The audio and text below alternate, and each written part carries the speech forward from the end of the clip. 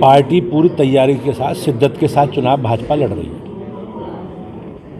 अखिलेश यादव जी का जो स्वभाव है, उस स्वभाव में सहज पराजय स्वीकारने तैयार नहीं है। वो 4 चुनाव हार चुके हैं, विधानसभा के 2 और लोकसभा के 2।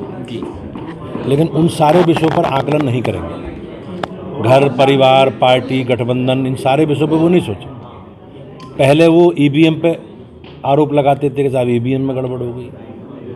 अब कहीं ना कहीं चुनाव में पराजय उनकी सुनिश्चित है और इसका आभास उन्हें भी है।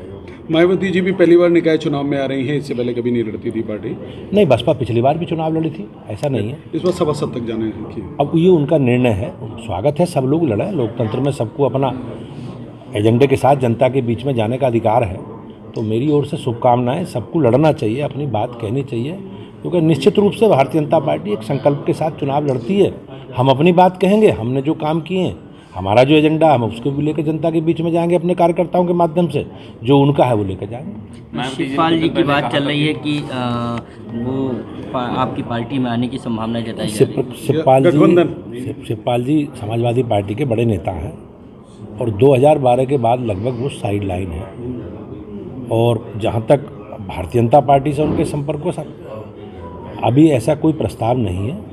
और गठबंधन किसे लेना है, ये केंद्रीय पार्टी का निर्णय होता है। पार्टी निर्णय करेगी जो भी। मायावती जी ने कुछ दिन पहले ट्वीट किया था कि जो है सरकार रोजगार और महंगाई के मुद्दे बात नहीं कर रही है, बल्कि विवादित मुद्दों पर लेके आ रही है चुनाव में।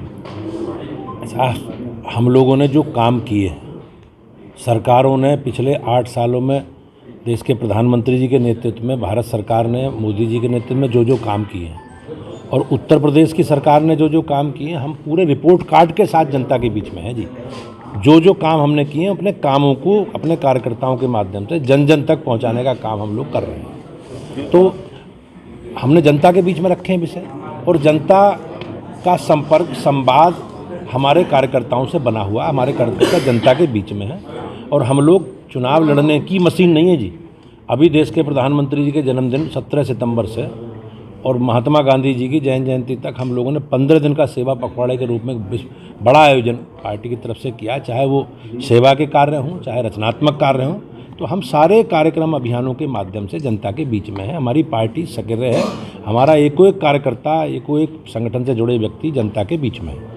जैसे कानून व्यवस्था पर प्रदेश सरकार वाहवाही लूट रही है। 3 दिन पहले बदायूं में 13 हत्याकांड हुआ, जिसमें सभी सरकारों ने प्रदेश सरकार को घेरा कि कानून व्यवस्था को जो है और वो जो चुनौती दी जा रही है। निश्चित रूप से सरकार ने, पुलिस ने प्रभावी कार्रवाई करते हुए जो भी अपराधी हैं, जो इस कृत्य में अपराध जिन्होंने किया, उनके खिलाफ विधि सम्मत कार्रवाई की जाएगी। पुरानी सरकारें बचाने का काम करती थी अपराधियों को, इसके कारण अपराध बढ़ता था। हम लोग संकल्पित हैं कि अपराध को समाप्त करेंगे और जो इसके लिए दोषी है उसके खिलाफ कार्रवाई करेंगे। और मैं विश्वास के साथ आपसे कहता हूं कि आज अपराध न्यूनतम स्तर पर है। अपने जो दीक्षित हैं वो बीजेपी से जुड़े, ऐसे बहुत सारी जगह देखा जा रहा है कि कहीं बीजेपी में शामिल होकर या तो अलग लोग या वैसे कोई इस तरीके के लोगों से कैसे अंकुश लगाएंगे? कोई भी अपराधी है जो अपराध करेगा, अनैतिक कार्य करेगा और हमारे विधि सम्मत काम नहीं करेगा, उसके खिलाफ सबके कार्रवाई की जाएगी।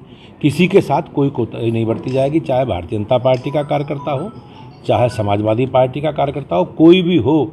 हम लोग कानून सबके लिए कार्रवाई करने के लिए स्वतंत्र। कितने मेयर सीट जीतने जा रहे हैं इस बार? अब हम लोग तो, जो हम लोगों का संकल्प है, पिछली बार 16 सीटों में से हम 14 सीटें जीते थे। अलीगढ़ और मेरठ हम हार गए। दोनों सीटें हमारी पुरानी सीटें थीं। हम लगातार अलीगढ़ जीत रहे थे, लगातार मेरठ भी जीत रहे थे, लेकिन किन्हीं परिस्थितियों से हम नहीं जीत पाए। हम लोगों ने पूरी अपनी जो भी हार की विषय थे उनकी समीक्षा करके पूरी तैयारी हम लोग अपने संगठन के स्तर पर कर रहे हैं। और मुझे ऐसा लगता है अब इस बार 17 नगर निगम है, तो जो 2 हारे थे वो भी जीतेंगे और 14 पुराने जीतेंगे और जो नया बना उसे भी जीतेंगे।